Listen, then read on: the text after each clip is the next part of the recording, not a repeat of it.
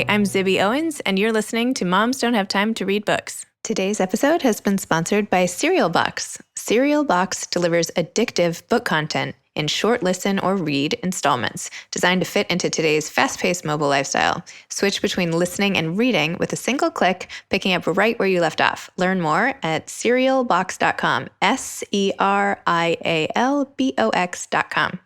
I'm here today with Nell Freudenberger. Nell is the author of the short story collection Lucky Girls and the novels The Dissident, The Newlyweds, and the upcoming Lost and Wanted, release date April 4th, 2019.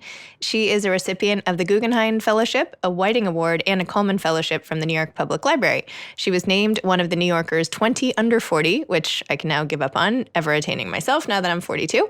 She graduated from Harvard and has an MFA from New York University. She currently lives in Brooklyn, New York with her family. So welcome, Nell, to Moms Don't Have Time to Read Books. Thanks so much for having me. So Lucky Girls, your first collection of stories, was based on a story by the same title that you had published in The New Yorker in 2001.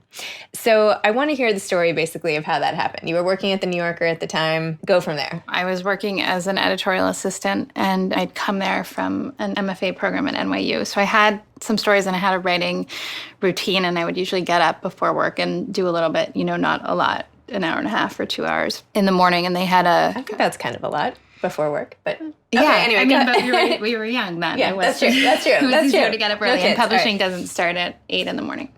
And so I had a story, and the New Yorker was doing a debut fiction contest that was for people who had never published before, and that was definitely me. And, the only story I had that I felt comfortable showing that was finished took place in India. And I think I thought at the time that, I sort of didn't have a right to write about that place. It wasn't my place. I had spent a lot of time there. And I think the time I was writing in the morning was a way to kind of escape back there and be in a different world. And so that was what I'd been working on. And I gave it to Bill Buford, who was the fiction editor. Most of the work, was sent in by agents of writers who hadn't published yet. And later, one of the other fiction editors told me that Bill had read it, and then they had all read it, and they said that they liked it, but they thought the ending was really abrupt. And it turned out that Bill had dropped the last 4 pages behind his couch. So, a lot of luck in all sorts of ways, but it was great when it was published. It was really exciting. Wow. So what happened after that? Were you just over the moon? Did everybody come running and ask you to turn it into a collection of it? How did it turn in from that amazing story to the collection of stories?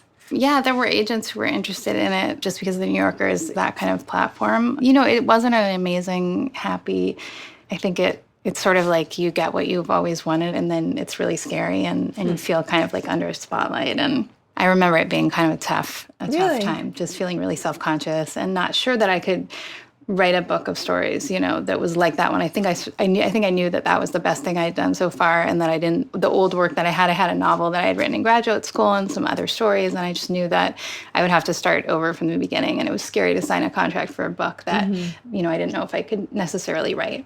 And you were, 26? I was 26. So I wasn't, I was a reasonable age. I mean, it wasn't that young. I remember so well reading your book when I was graduating from business school and thinking oh my gosh, she's my age. This is crazy. Look it's at this so amazing. Nice that people who were in business school had time to read fiction. Oh. I don't know what I was doing in business school. I was a misfit. But yeah. Well, anyway, it's so neat to though have seen your whole career progress over all this time from 20 years ago when you started. And I never would have thought at the time when you were this rising star that you would be feeling insecure about it. I just assumed oh, she must be just over the moon. It's interesting to hear that wasn't how you were feeling. Well, I think for women especially, it was strange at that age to be, to do photo shoots and be in magazines because, I was just trying to be a writer. And it's not that I was very grateful for the attention because it gave me the ability to leave my day job, which I loved, but, the time to write the book. So selling the book in advance did that. It meant that I could go back to India and spend some more time there on my own because I had never been, I had always been with a friend. I had never been on my own before, and just have, the luxury of that time to write. So I was grateful for it, but I didn't want my picture taken really necessarily. And a lot of your stories and novels even have focused on other cultures. Do you feel now that you have the right to write, even if you're not from other places? Have you gotten sort of over that initial fear that you had? I think it's a really complicated question, and I think rightly it's become more sort of a question of the moment. And I think I realized quickly that I wasn't writing about India or anywhere else I had been. I was just writing about being an American, and it gave me a different lens on it, writing from within another place. I think now that I don't love the idea that we're kind of hemmed in by our cultural perspective, and I think we should be able to write more broadly than necessarily where we came from. But I also think that if you're doing that, you have to be aware that you have a responsibility to be clear about who you are when you're writing and why you're writing it. So if the times when I have written from a perspective that's not my own culturally, I try to put that into the book in some kind of way. Like in The Newlyweds, I was writing about a young woman from Bangladesh, and there's another woman, an American woman in that book, who writes an essay for her for an essay contest. The heroine of the book, wants to get a scholarship, and this other woman helps her. And so I was hoping in that way to show that the perspective was really, it was from my perspective. It was my idea of what this woman's experience was like. And we had also, she's based on a real person, and we had kind of agreed beforehand that I had asked her permission to write it. But I still wanted it to be clear in the book that it was my idea of her life. And wasn't The Newlyweds based on a couple you met on a plane or something, or is that a different story? Yeah. I met her. I was flying to Rochester from New York City, and my grandmother had just died, and I was going to help my dad clear out her just massively cluttered house. So I felt like it was sort of an emotional time for me, and that maybe I was especially open to strangers sitting next to me on the plane. I don't usually talk to anybody on airplanes. And I was reading a book by Amitav Ghosh that took place in the Sundarbans, that sort of estuarine area between India and Bangladesh. And the woman sitting next to me said, is that an Indian writer? And I said, yes, but the book is set in Bangladesh. And she said, that's where I'm from. I'm from the Sundarbans, that particular area of Bangladesh, which is really distinct and special in its geography and wildlife. And so we started chatting, and it turned out she had just moved to marry this man who she met online.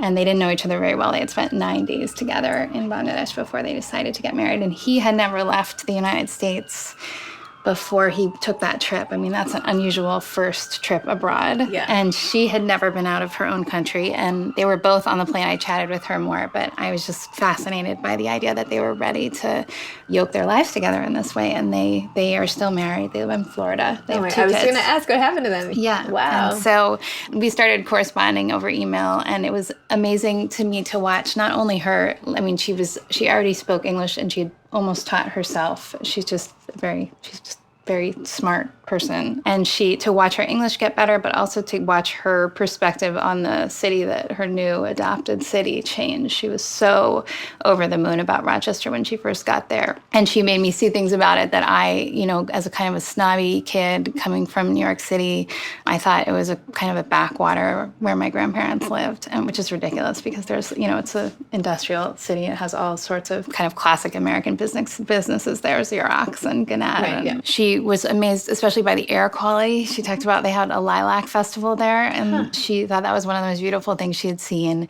She couldn't believe how much space there was and how good the air was. And if you're coming from Dhaka, that is notable. And then I think that her perspective became a little bit more nuanced, and she started to feel like the friendliness that she experienced when she first got there, that there was another layer to it, and it wasn't quite as easy to become, to be welcomed as she had first thought. And she started seeing bias, in a way that she hadn't before as her language got better, and she started to understand kind of what was underneath people's words. So that also is fascinating to me. And she had said, in the way that South Asian people often do when you're traveling in India, when I first met her, she said, you'll have to come home and meet my family. And it's not necessarily, it's just a politeness. But then we decided we were really going to do that. And so we went back together, and we had a funny experience when we had planned to take the same flight. And every flight, my dad always says, having grown up there, every flight out of Rochester, like 9 out of 10 will be grounded for snow. And so that happened. And so I was coming from New York City, and I got to JFK, and they weren't there, and they weren't going to make it for the flight. Oh. So I went, obviously. I had my ticket.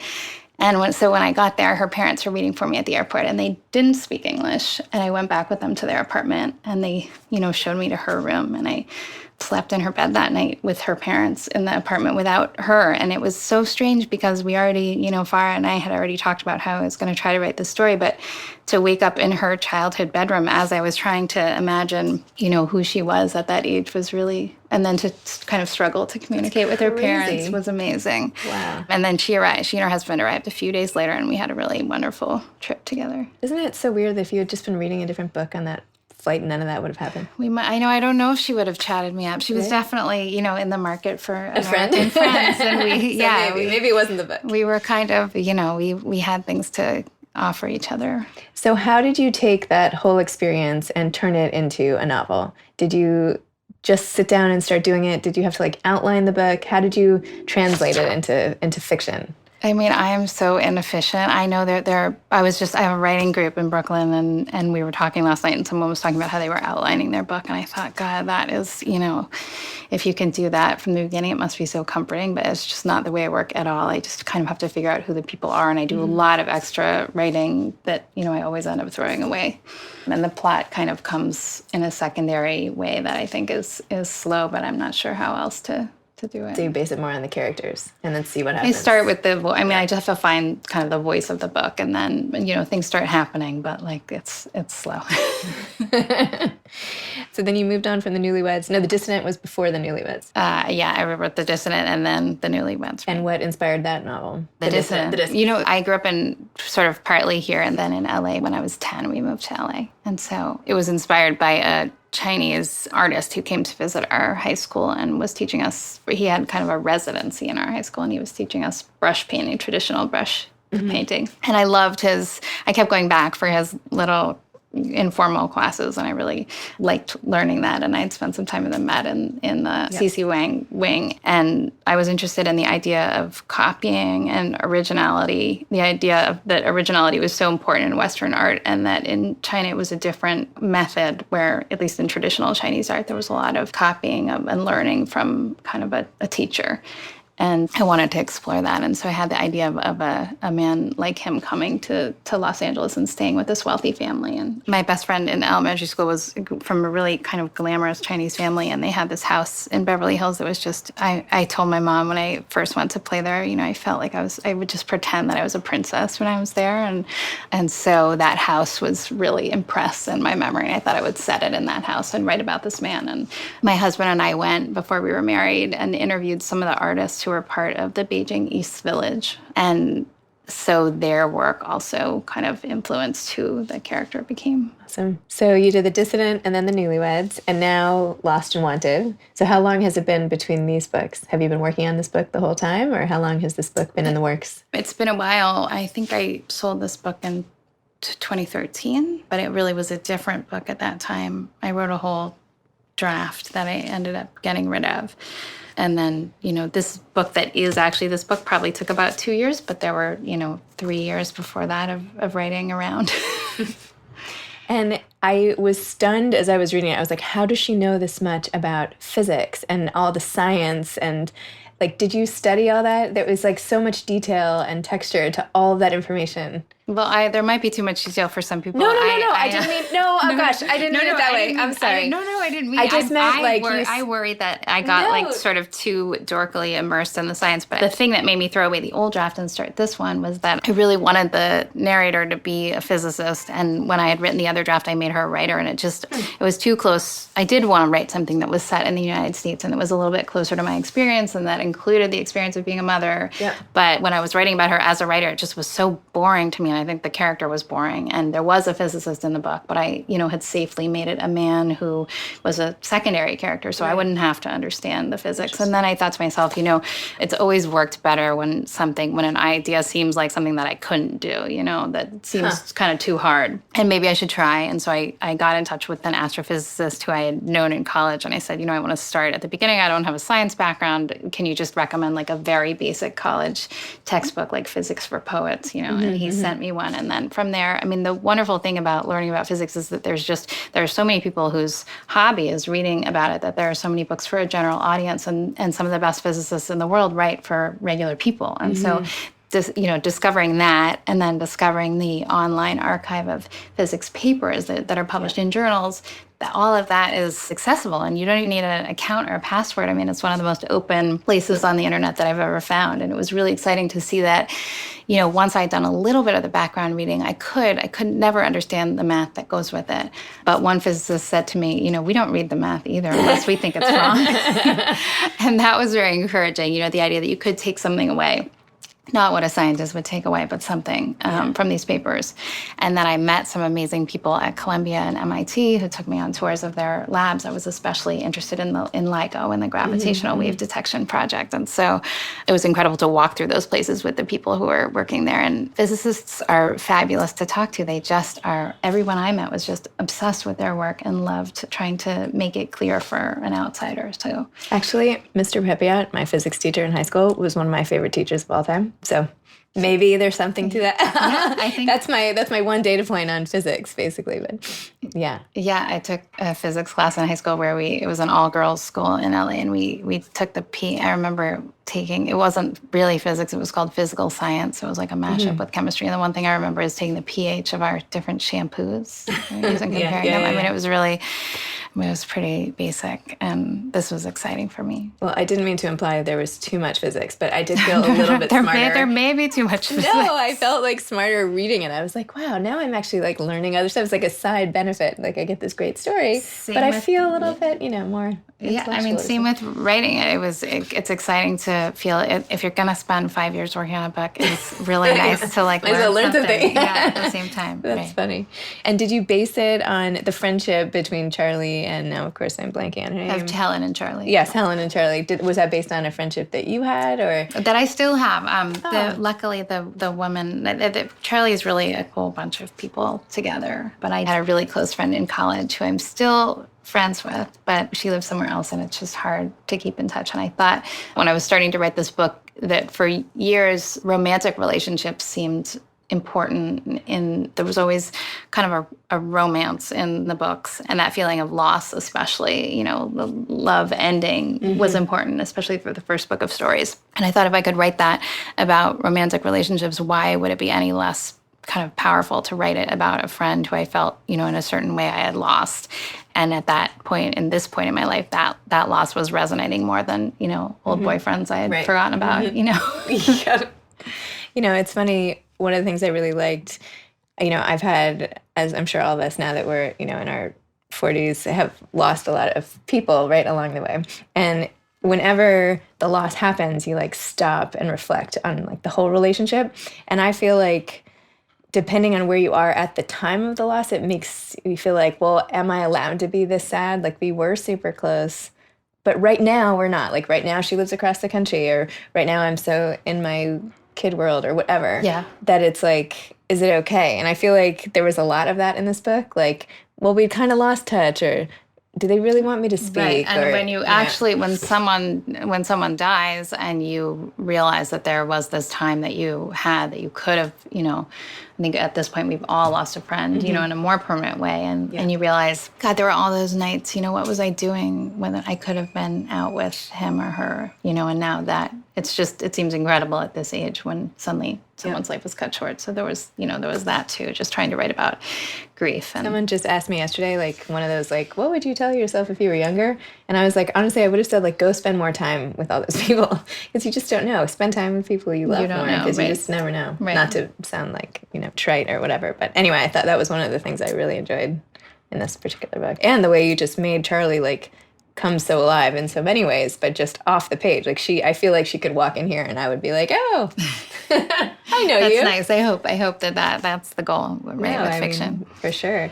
So I read one interview that you did with Women on Writing, and you said that you write very slowly, so you don't always have time to share your work. So how slow, and you mentioned just now, of course, that it took you several years. How slow is slow? Do you have a word count a day? Do you just meander? Is it that you write slowly, or that you take your time time to think through the stories? I don't remember saying that. I definitely share my work before with a lot of This was a while ago. Maybe I dug up some. Yeah, no, well, I don't know. I have friends who I show things to. I have this wonderful group of women in Brooklyn. We don't actually share work at our meetings because a lot of us, or most people, are teaching as well and have families, and you don't want to add extra homework. But we do make kind of individual partnerships within the group, and I have some other, sort of old writing friends who I share with. I do more of a sit down 3 hours sort of thing. I don't like to. The word count seems kind of counterproductive to me because, you can put words down and they're not the right words. But I try to just kind of get to my desk. It's different than it was before I had kids. I was very regimented, which is just kind of characteristic of my personality in general. But I really like to have the same 3 hours of new writing time. And then in the afternoon, I did a lot of freelance work before my kids were born. I would be working on an article or maybe going back to what I had done in the morning and revising, but just to have those hours that were supposed to be for new writing. And I still try to stick with that, although I'm not quite as good at it. No. And you don't do any teaching, do you? You mentioned that. I don't. I mean, I occasionally teach a class at the Y or something, but or visit classes. But right. I'm not employed at a university. No.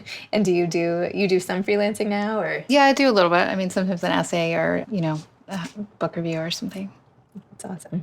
And so, what do you want to have happen next in your life? Are you going to do another book for the next couple of years? Do you have? Yeah, I mean, I want to write another novel. I have sort of a vague idea, but really vague. So and I also love writing short stories. So I usually do that when I'm, when I have I do it whenever I have an idea. I don't feel like I have ideas for stories that often. So when I have one, I try to stop. If it's not an absolute crunch time with the book, I usually try to stop and write it. I love the idea that when I'm old, I can have even older than I am now. I could. Oh, stop! You're not old. At the end, you can't call yourself old because that's insulting me. So. I would like someday to be able to publish a book of all the stories because the stories they're a little bit less influenced by anyone else. I mean, you get stories are edited usually, but usually only after they're accepted somewhere, and it's usually light editing. And I feel like they're the place where I can do the most experimenting. And if I have an idea that seems really weird to me, I can try it. And so, someday I would love to collect all the stories together, but I'm not in a rush to do that. They just feel like absolute kind of free play time. Well, it should be fun, right? Yeah. Do you feel a little more confident now at this stage of life than when you were starting out with all that pressure on you? When you have a book coming out now, are you, how do you feel about going into the publicity of this and the reception of it? Are you as nervous as you were when you were younger? Or? No, I mean, I definitely have moments of it, but I am definitely more confident speaking in front of people. I feel like public speaking is something I had to grow into, but I think I understand it a little better now. You seem great to me. We're not public. It's in my office.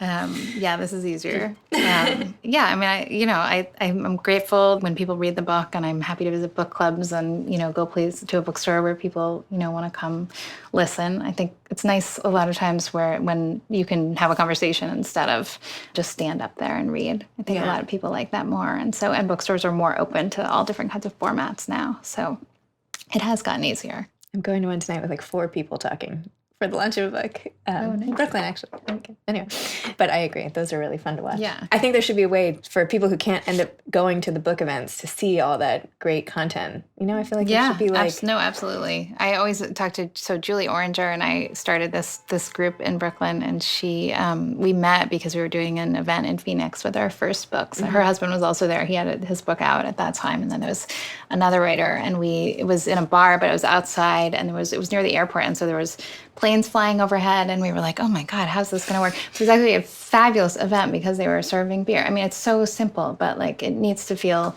fun. Yeah. It's much nicer to listen to somebody read from their work of literature while you're drinking a beer. Yeah. I went to, so I had Greer Hendricks on the day that Anonymous Girl came out, and she was telling me about their launch event, and she's like, but my husband's bringing really good wine, so it'll make all the difference. I'm like, okay. Yeah, and more people, the more writers, the better. Yeah. Will your whole schedule be on your website for your... Yeah, it will. I am only just making a website right now, which I probably should have done earlier, but it will be on my website. Okay, good. Twitter. And do you have any advice to aspiring authors? Yeah, definitely. I mean, I think if you're not already a completely passionate reader, then there's no point in doing it. And reading is how you learn. Writing every day is really helpful, I think. And I think also I think most of us, myself included, don't know what our interesting stories are. We think that there's something that people want to hear, and it's almost never what's interesting about you is almost never what you think is interesting about you. And so I think, kind of writing the thing that scares you, or the thing that seems, the thing that you can't forget but seems too strange or too hard is probably the way to go, to kind of push yourself to do what's uncomfortable. Well, thank you so much. Thank you so much for having me. I really enjoyed talking to you, and good luck with the launch. Thank you. It's really exciting. Thanks. Okay. Today's episode was sponsored by Cereal Box, Serialbox.com, serialbox.com, delivering addictive book content in short listen or read installments. Thanks to Ryan and Steve at Texture Sound for the audio editing and mixing. Thanks for listening to Moms Don't Have Time to Read Books.